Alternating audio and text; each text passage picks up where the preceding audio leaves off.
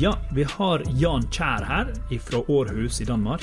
Han begynte med å skrive for Bionicle Lego-universet. Bionicle endte med å omsette for over 1 milliard danske kroner, som en bråte med penger. Etter det så utviklet han sammen med den dansk-amerikanske forfatteren Merlin Mann Tynigma-universet, og har solgt til sammen 500.000 bøker. Deretter utviklet han Nomerne, som en slags fantasy-serie. Det foregår litt fra samme univers. Ja, det er samme univers.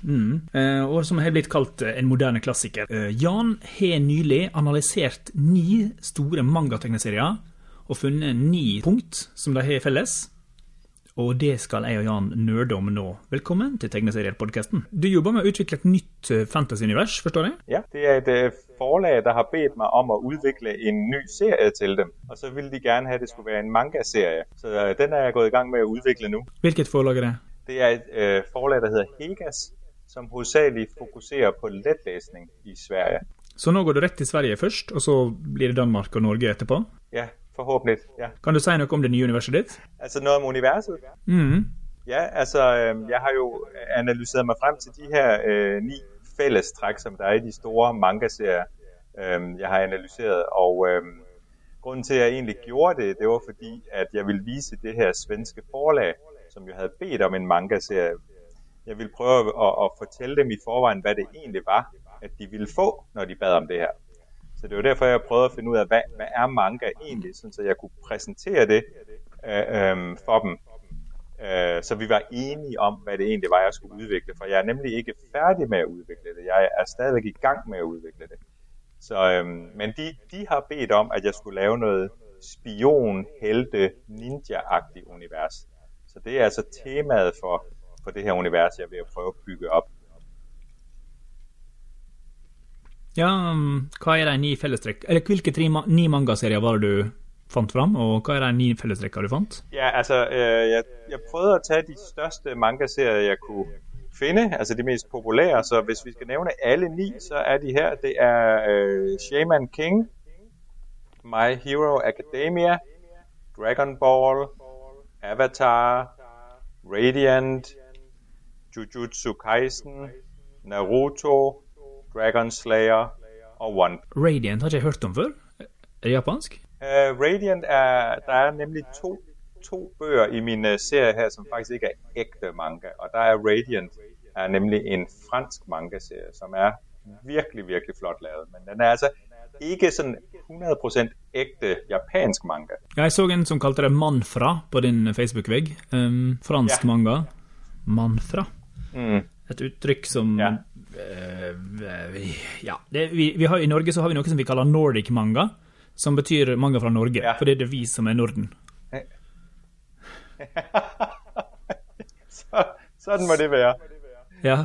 Det kan ikke være anderledes. Men hvem var den andre franske serien i det manga du snakker om? Den anden serie, som ikke er ægte manga, det er den, der hedder Avatar, som er sådan en Nickelodeon-serie, som altså heller ikke er lavet af japanere. Men altså, den har mange af de her samme fællestræk, så derfor har jeg valgt at tage den med i min lille analyse. Så den er ikke fransk, den er amerikansk? Ja. Men, eller det er et sånn fellesprojekt med folk fra mange land som lager det sammen, kanskje? Ja, jeg ved ikke rigtigt, hvad der har inspireret dem til at gøre det lige på den her måde her. Ja, animationsserien Avatar er vel...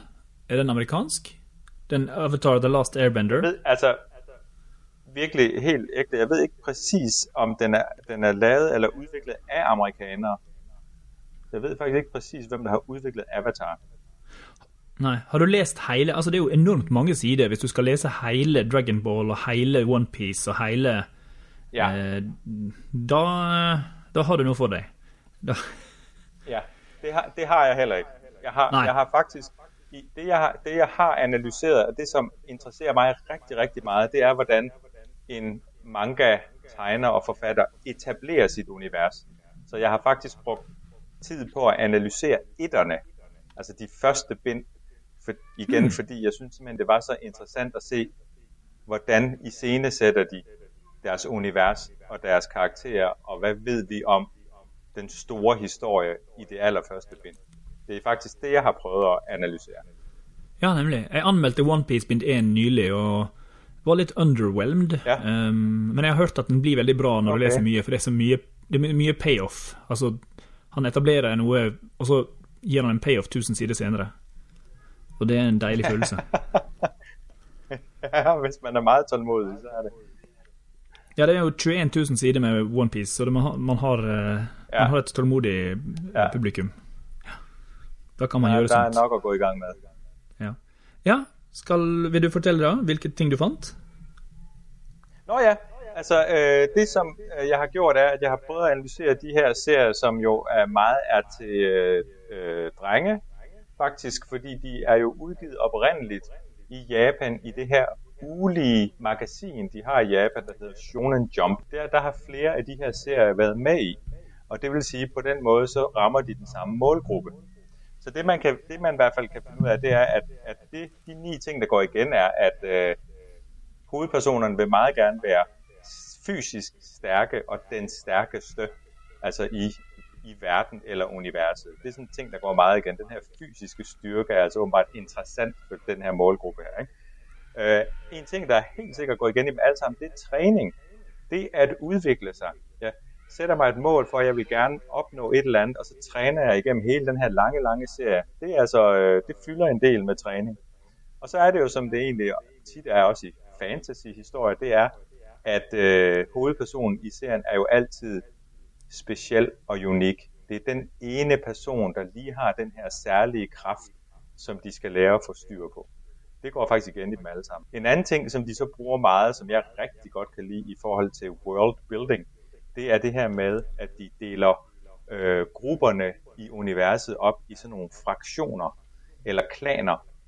Og det gør, at de rigtig meget bruger nogle logoer og ikoner for de her forskellige grupper.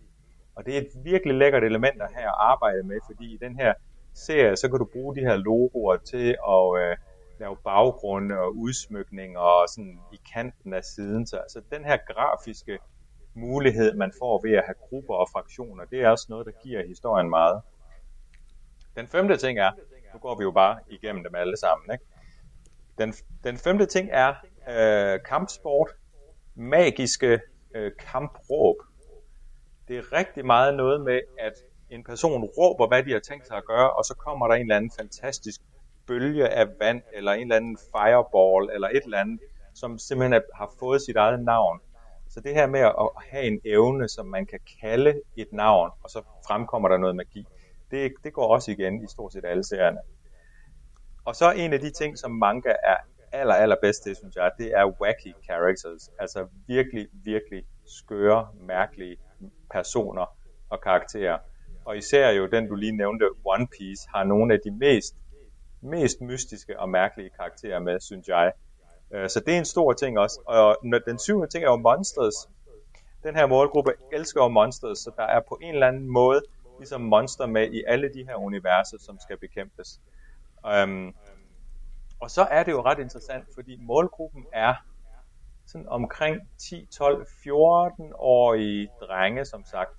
Så det er sådan noget coming of age, som man siger. Noget med sådan at også begynde at interessere sig for sådan det andet køn eller sådan noget. Så det vil sige, en stor del af de her historier har noget at gøre med forholdet eller interaktionen imellem vennerne og fjenderne eller klassekammerater i den her gruppe, man nu befinder sig i.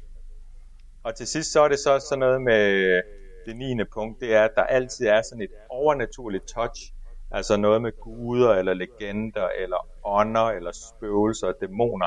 Der er altid en eller anden kraft eller et aspekt, der går ud og påvirker historien udefra. Ja, solid opsummeret. Ja, det var det. Udover de her ting, så har jeg jo også prøvet at analysere plotstrukturen i manga. Det er meget interessant at gøre i forhold til, når vi skriver klassisk sådan nordiske historier. Jeg skriver jo altid, hvis jeg skriver en serie for eksempel, så har jeg jo altid, kender jeg jo slutningen, før jeg skriver start. Så jeg ved, hvis jeg har 3 bøger eller 5 bøger, jamen så ved jeg præcis, hvordan historien slutter, og når jeg når til bog 5, jamen så er historien slut, fordi det min struktur er bygget op sådan episk med en stor afslutning til sidst. Men det, der er sjovt ved de her manga-tegneserier, det er, jeg ved ikke om, altså for nogle år siden, da jeg var i Japan, der så jeg de her magasiner, som japanske tegneserier, altså mangaer, oprindeligt bliver trykt i. og det er nogle virkelig, virkelig tykke bøger med hundredvis af sider. Så har de, det er det man kalder en antologi, altså en samling af historier. Så har hver serie har måske 20 eller 30 sider. Det, at de er bygget op eller blevet udgivet på den måde, det påvirker faktisk den måde, de bliver skrevet på, fordi det her magasin det er sådan en lille smule hårdt, fordi hver uge så skal læserne stemme om, hvad for en serie de synes, der skal gå ud, og om der skal komme en ny serie ind. Så hver eneste uge, så skal den manga-tegner, der er med i det her kæmpe magasin, skal altså gøre sine læsere så glade med det ene kapitel, der er med den uge, at læserne har lyst til at læse serien igen i næste uge. Og det påvirker jo den måde, man skriver historien på enormt meget, at hvis du har et kapitel på 20-30 sider, så skal du fange din læser hver eneste kapitel. De skal have lyst til at læse videre i hvert eneste kapitel, ellers så ryger de simpelthen ud af det her magasin. Og det betyder også, at en manga-tegner eller forfatter ved ikke, hvor lang historien bliver, fordi de ved jo ikke, hvor længe de er med i bladet. Det kan være, at de bliver stemt ud, men altså det kan jo også være, at de ligesom Dragon Ball er med i 11 år i træk, for eksempel. Og så skal man jo så simpelthen finde på de her nye kapitler hver eneste uge. Og det giver altså en anderledes plotstruktur. Det vil sige, det er en serie plotstruktur, der gør, at du har sådan en open-ended historie, der kan fortsætte uendeligt. Så du kan ikke rigtig få den her episke afslutning. Det er jo ligesom i Naruto-serien vil Naruto gerne være verdens bedste ninja. Men altså, når du er kommet til bog 30 eller 40, så er han jo stadigvæk ikke blevet verdens bedste ninja. Altså, så der bliver sat et mål, som aldrig bliver nået, fordi det er egentlig heller ikke pointen er, at man skal nå den slutning. Oplevelsen af historien er fra kapitel til kapitel til kapitel, som skal være spændende, og der skal være så meget dynamik i, at læseren bliver ved fra uge til uge til uge med at stemme den her serie videre i det her tykke magasin. Det betyder at det skriver og tegner 20-30 sider tegneserie hver uke? Ja, det er faktisk det, jeg mener, de gør, og det er jo også derfor, at de her manga, de kalder sig jo selv, i Japan hedder det jo mangaka, altså det er ham, der sådan er mesteren eller chefen, ikke? Han har jo sådan et helt hold af assistenter, fordi en person kan jo ikke nå at lave 20-30 sider om ugen. Så det er en meget almindelig setup i Japan, at der er sådan en tegner, forfatter, og så har vedkommende et hold af assistenter for at kunne nå de her meget vilde deadlines. Det må være nogen som er sådan, gjør det alene fortsatt, at det må være nogen sånn hardcore folk som de andre mangakaene blir fylt av skrekk ved tanken på. Ja, det tror jeg også. Jeg ved ikke, hvor mange, altså om der er nogen, der sidder og gør det alene. Det er faktisk lidt mit indtryk, og jeg har ikke, men det er lidt mit indtryk, at ham, den franske tegner, der har lavet Radiant, har tegnet det alene. Simpelthen de her tykke series eller album, som han har lavet. Men han er ikke i Shonen Jump? Nej, som jeg har hørt, det er han faktisk en af de første europæiske manga-tegnere, der er udkommet i Japan. Men om hans serie er med i Shonen Jump, det ved jeg ikke. Jeg ved ikke, hvordan den er udkommet i Japan, men jeg har bare hørt, at han skulle være en af de første europæere til at få udgivet manga i Japan. Det er imponerende. Det er ekstremt lett. Kjenner du Boichi? Han som tegner Dr. Stone? Nej, det gør jeg ikke. Dr. Stone og Origin og et par andre. Han er koreansk, og han fikk ikke slippe inn i mangabransjen fordi han tegner for realistisk, for fotorealistisk.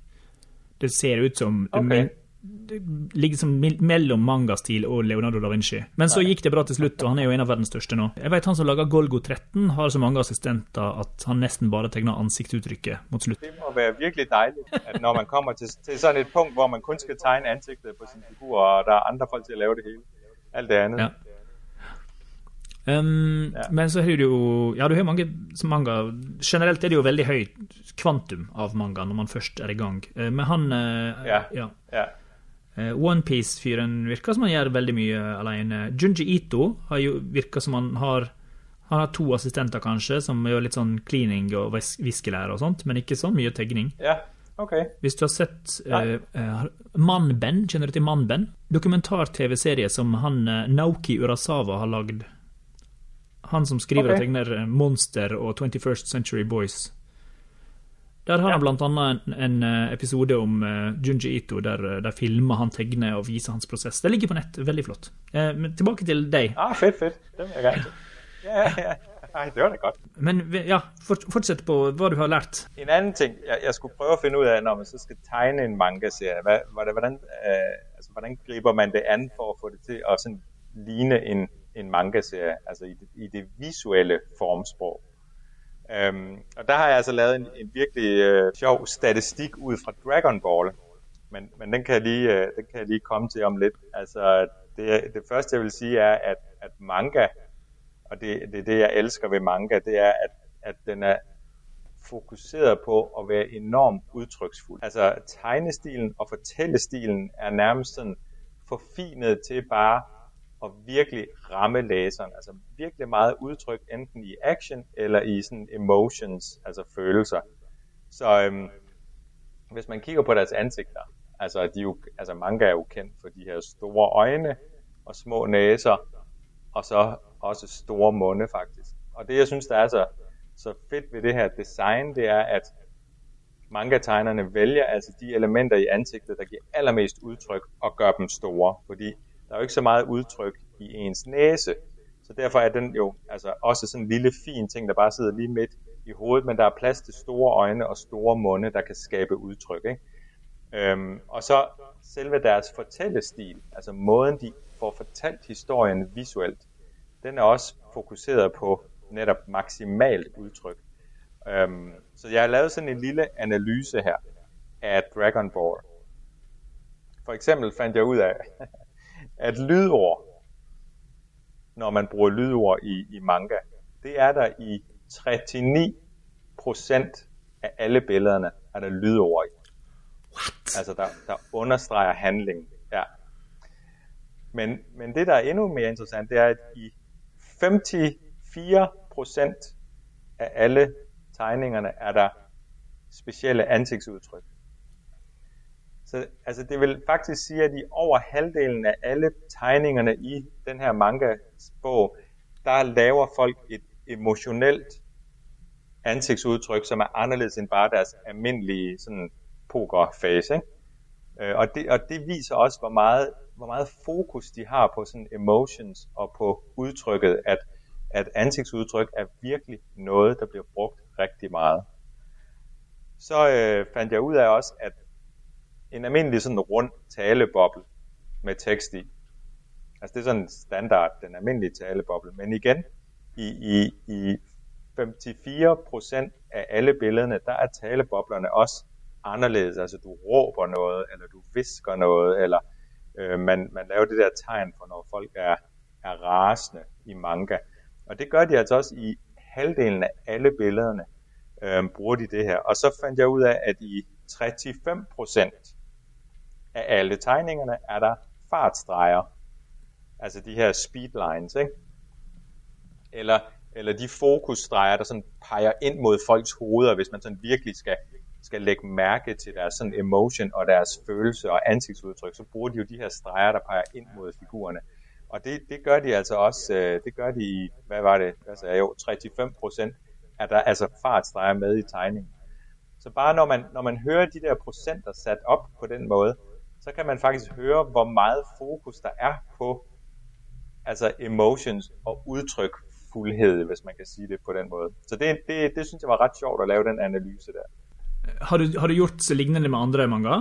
Nej, procenter. Det eneste, jeg har kun gjort det på Dragon Ball med de her procenter her i hvert fald. Det var også morsomt at det meste av Dragon Ball foregår i en ørken, så det er veldig lite vanskelige bygninger og hus. Men når det er bil og bygninger og hus, så er det veldig kule. Det er veldig bra husdesign og veldig bra bygningsdesign når det er design, men han bruker ikke uendelig med tid på å vise en blomsterbutikk eller en kjedelig vanlig bil. Det er alltid, hvis det er en bil så er den dritkul, og ellers så er det ingen bil, det er bare litt stein. Ja. Riktig? Nej. Ja. Der er for øvrigt en ret interessant ting. Altså det vil jeg lige også nævne en anden lille procentting, som jeg fandt ud af. Jeg er jo selv blevet undervist eller uddannet på en tegneserieskole i USA. The Kubert School i USA. Der er jeg uddannet. Og der plejede vi altid at få at vide, at på hver side af tegneserien bør man lave det, man kalder et establishing shot. Og et establishing shot, det viser jo, hvor vi er henne, og hvilke karakterer og personer, der er med i scenen. De fleste tegnere kan jo ikke lide at tegne establishing shots, fordi det er virkelig kedeligt, og det tager meget lang tid at tegne altså alt det der baggrund, og netop som du siger, huse og vinduer og alt sådan noget. Så derfor er der mange, der prøver at undgå at tegne establishing shots. Men de her establishing shots, de gør faktisk noget rigtig godt for fortællingen og for læseren, fordi hver gang du bruger et establishing shot, så hjælper du læseren til at forstå, hvor vi er henne, og hvem det er, der er med i scenen. Så det er faktisk rigtig, rigtig fin service for din læser, hvis du tager dig tid til at lave et establishing shot. Og der kunne jeg se, at faktisk cirka 15% af alle tegninger i Dragon Ball er establishing shots. Så han tager sig altså tiden til at vise hele scener med alle figurer forholdsvis tit, så vi hele tiden ved, hvor vi er henne, og hvem der er med i historien.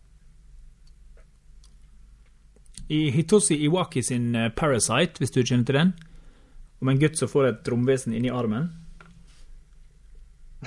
så er det establishing shot ved starten av hver side. Altså første rute er alltid establishing shot bakgrunn. Okay. Ja. Okay. Men resten av rutene er ingen bakgrunn, eller en liten strek som liksom skal bety vegg eller bilde. Ganske interessant prosess. Så det er du vet alltid hvor du er, og så er det fokus på historie. Men det er ganske sånn økonomisk. Det jeg ville sige også, det var, at i en periode på 3 år, der boede jeg i Hollywood, og der lavede jeg storyboards til de her Hollywood-tv-serier og reklamefilm og sådan nogle forskellige ting. Og der gik jeg rigtig meget op i selvfølgelig, hvordan man lavede film.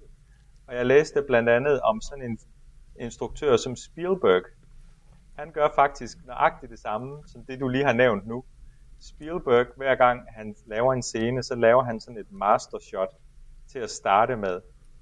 Sådan så vi ved, hvor vi er henne. Og så bagefter, så går han ind, og så klipper han ind til den måde, han gerne vil vise folk på en sjov eller interessant måde. Men altså, de folk, der har arbejdet med ham, de ved, de skal altid starte med et establishing shot, fordi så har vi ligesom etableret scenen, og så kan vi gå ind og lave alle de sjove klip bagefter. Så det er en god service for seeren eller læseren at lave de her establishing shots i starten af en scene. Ja, det var interessant at det var på hver side også, så Hitoshi Iwaki stoler ikke på at vi husker forrige side en gang. Nej, det kan jeg godt lide. Men altså, det kan jo godt gøres, altså det kan jo gøres på mange måder, så det behøver ikke være, du ved, det samme kedelige skud hver gang. Man kan jo lave mange spændende varianter af et establishing shot, så jeg synes, det er bare super god service at have det med på hver eneste side. Ja, hvad mere lærte du?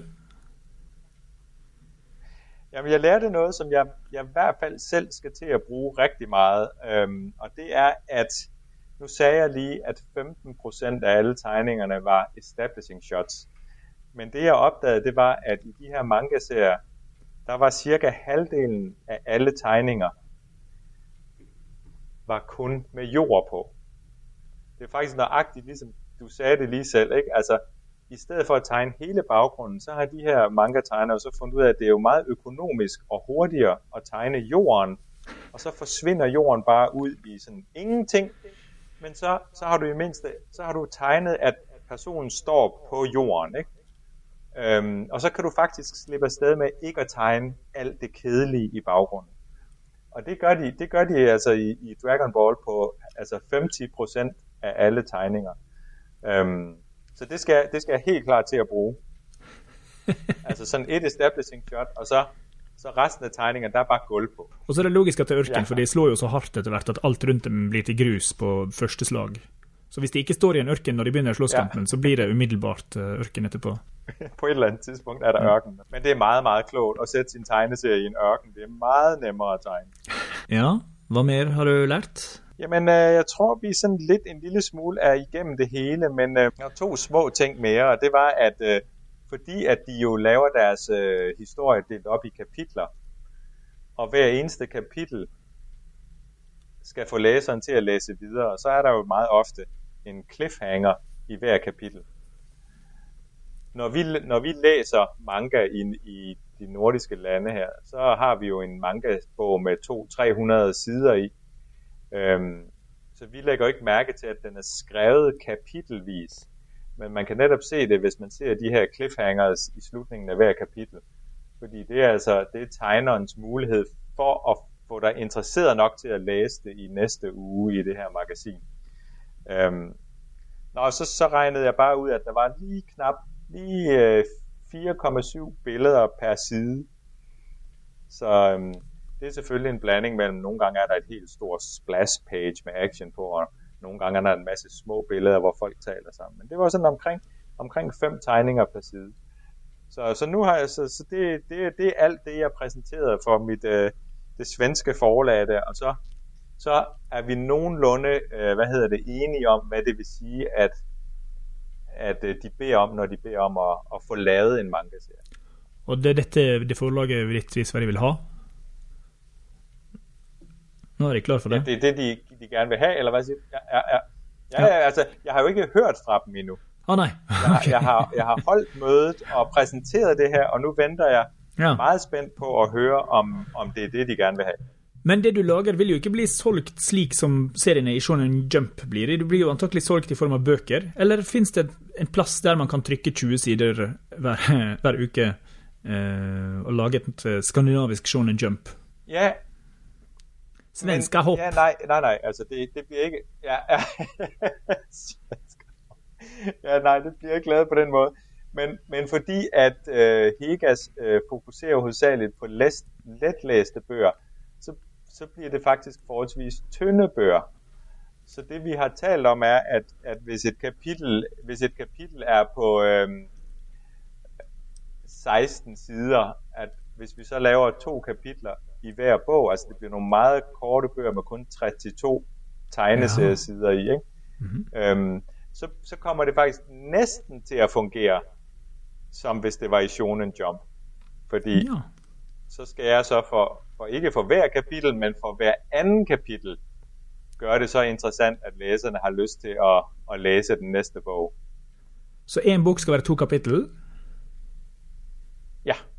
Skal du også ha sånne tegnesider, sånn som i Tainikma hadde du 4 sider med lær å tegne i hver eneste bok. Det var vel 16 bøker du lagde, og alltid 4 sider tegnekurs. Ja, det er rigtigt. Ja, med 4 sider, ja. Og ved du hvad, faktisk er de der tegnesider, som var bagerst i Tainikma-bøgerne, de var meget populære. Børnene kunne virkelig godt lide, altså læserne kunne godt lide at få lidt inspiration til, hvordan de selv kunne komme videre med tegningerne. Jeg har faktisk mødt nogle børn, der sagde, at når de fik en ny Tainikma-bog, det første de gjorde, det var at gå om og se, hvad der var på tegneskolesiderne, ikke? Så det er populært sådan lige at lægge noget ind, der lige kan inspirere læserne til selv at lave noget. Men i den svenske serie her, der tror jeg desværre ikke, der tror jeg ikke, der bliver plads til det, desværre. Det ble veldig gøy. Nå fikk jeg lyst til å stjele det med tegnesider på slutten av. Uansett hvilken bok, så er det tegnesider. Sånn, klimaendringene, vi skal alle dø. Men her er litt, slik kan du tegne en isbjørn. Ja, den siste isbjørn i verden, ja. Her står han på et isflak og flyter. Men blir det svart-hvitt dette, slik som mangaen, eller skal du gjøre farge? For manga er alltid svart-hvitt. Det var jo, altså i de her japanske magasiner, de originale, der har faktisk hver tegner lov til at lave omkring 5-6 sider i farve. Så det er faktisk meget tit i de her magasiner i Japan, så sidder man og læser en tegneserie, der starter i farve, og pludselig bliver sort-hvid midt i det hele. Det er lidt mærkeligt. Jeg tror, at det her svenske forlag vil egentlig gerne have, at det bliver i farver. Og jeg vil selvfølgelig helst have, at det bliver i sort-hvid, fordi det er hurtigere at lave. Men jeg tror, jeg bliver nødt til at lave det i farver. Det lød i hvert fald, som om de helst ville have farver i. Så allerede der bliver det sådan lidt mindre ægte manga. Men den Avatar og Radiant er vel i farge fra utgangspunktet? Ja, det er rigtigt. Ja, den er også i farver. Så det kan man godt. Du har læst Understanding Comics av Scott McCloud? Ja, det er mange år siden, men jo, jeg har læst den. Han skriver jo noe om at man leser et bilde litt forskjellig om det er farge eller svart-hvitt. At hvis det er farge, så er det et objekt, og hvis det er svart-hvitt, så er det en handling. Man leser en tegning av en ball som spretter over en basketkurv. Man leser det som handlingen ball treffer kurv, og man leser det som et bilde av en ball som svever i luften hvis det er farge. Fordi man prosesserer, gjerne tar ting annerledes hvis det er farge. Interessant. Ja, det er veldig interessant, fordi det betyr at hvis den manga-prosessen der man maler første 5 sidene er liksom et triks for å lokke folk inn estetisk, men når det først er inne i historien, så vil det først og fremst ha historien og ikke pynten. Man vil ikke bli for mye distansert. Man vil bare være... Hvis det er, som du siger der, at den sort-hvide version, den har mere fokus på selve handlingen, så er det jo egentlig også det, man gerne vil have. Ja, når man er inne i historien, når man er liksom i gang. Så sånn sett kan det hende det er klokt. Ja. Dette tenker jeg mye på. Takk for det input. Ja. Har du mer du vil fortelle Empirix lyttere? Nej, jeg tror jeg er igennem det hele, og det er jo altså, vil jeg bare lige sige, det var jo noget, jeg bare sad og lavede, altså for mig selv, bare for sjov, og for ligesom at tage med over og kunne præsentere til det her møde. Det var ikke sådan, at jeg skulle gøre mig til manga-ekspert, eller sådan skulle til at ud og skrive store rapporter om, hvordan man laver manga, men det var mere sådan en lille sjov ting, for at prøve at se, om man kunne prøve at definere nogle af virkemidlerne i manga. Men det er jo liksom, det er jo interessant, fordi du er i høy grad en konsument av analyse. Altså, du er ikke en som sitter og analyserer for å analysere, eller for å skrive en doktorgrad. Du skal ha ting du kan bruke, og så ferdig. Det er liksom... Ja. Få verktøyene. Jeg har et tonn med bøker å lage. For du har sikkert mange, du skal sikkert lage en haug med disse bøkene. Jeg kunne have brugt flere år på at lave de her undersøgelser, ikke? Ja. Men som du siger, det var sådan helt fokuseret ind til, hvad definerer manga, kan man sige. Og der var jo en dejlig deadline, for der var jo et møde, der lå ikke så langt ude i fremtiden, så det skulle jo også være færdigt. Tusen takk, Jan. Veldig hyggelig å snakke med deg igjen. Vi møttes sist i Køben, tror jeg. Så ses vi på Copenhagen Comics 2024. Skal du på den? Ja. Godt. Vi ses. Ha det godt. Ja, det regner jeg. Det håper jeg da på.